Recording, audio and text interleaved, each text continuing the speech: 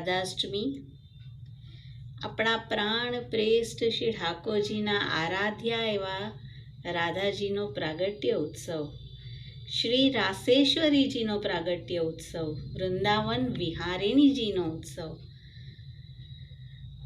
અને સર્વ જગત તો કૃષ્ણને વંદે છે અને કૃષ્ણના આરાધ્યા છે શ્રી સ્વામિનીજી, રાધિકાજી. શ્રી સ્વામિનીજીના ચરણમાં 15 ચિહ્નો રહેલા છે. દક્ષિણ ચરણમાં 7 અને વામ ચરણમાં 8 ચિહ્નો. શ્રી ગોકુલનાથજી કૃત આ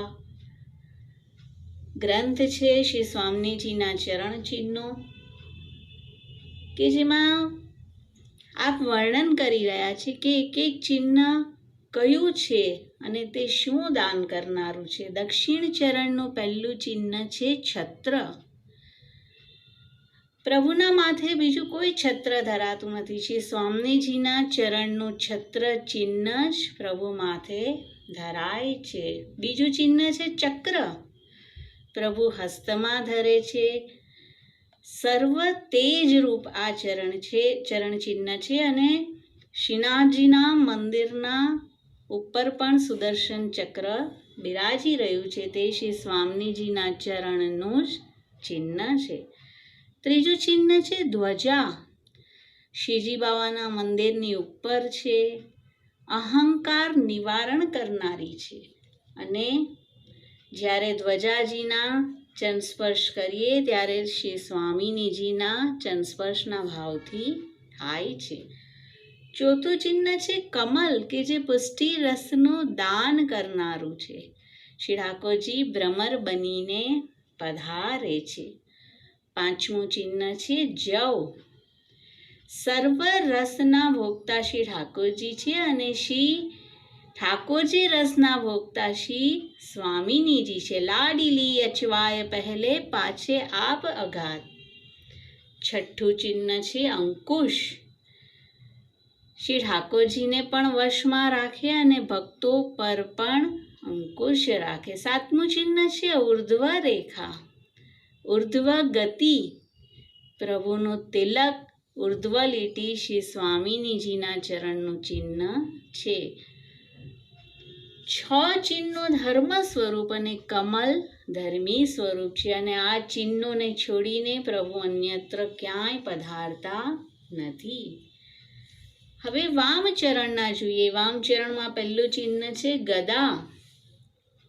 રસિક ભક્તોને જીતવા શ્રી સ્વામિનીજીના ચરણની ગદા શ્રી ઠાકોરજી લે છે. સેકન્ડ છે કમલનું ચિહ્ન, જે દક્ષિણ ચરણમાં પણ હતું, વામ ચરણમાં પણ છે.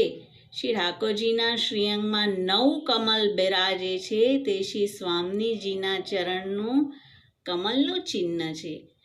ત્રીજું છે રથનું ચિહ્ન. રથયાત્રા કે જેમાં પ્રભુ રથમાં બિરાજીને પધારી રહ્યા છે, તે શ્રી સ્વામિનીજીના ચરણના જ રથનું ચિહ્ન છે. પ્રભુને શ્રી સ્વામિનીજીના ચરણમાં વિહાર કરવું જ ગમે છે. ફોર્થ છે બરછી, એટલે કે શક્તિ સ્વરૂપા. શ્રી સ્વામિનીજી વિના પ્રભુ ક્યાંય એક ક્ષણ પણ રહેતા નથી. કૃપયતી યદિ રાધિકા શેષ બાધિતા. પલનામાં પણ શ્રી સ્વામિનીજી સહિત જ આપ ઝૂલી રહ્યા છે. પાંચમું ચિહ્ન છે મીનનું. મીન જલમાં રહે. શ્રી ઠાકોરજીના રસરૂપ નેત્રો અને તેમાં ચંચલતા છે, તે શ્રી સ્વામિનીજીના ચરણનું મીન ચિહ્નને લીધે છે અને રસદાન કરી રહ્યા છે. છઠ્ઠું છે વેદીનું ચિહ્ન, હવનકુંડ.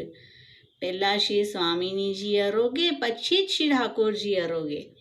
શ્રી ગુસાઈજી કહે છે આપના ચરણનું સેવન જ યજ્ઞ છે. સાતમું છે કુંડલ. ઉદ્ધવજીને બ્રજમાં મોકલ્યા ત્યારે મુકુટ કુંડલ આપીને મોકલ્યા છે. શ્રી સ્વામિનીજીના પ્રસાદી કુંડલ શ્રી ઠાકોરજી ધરે છે.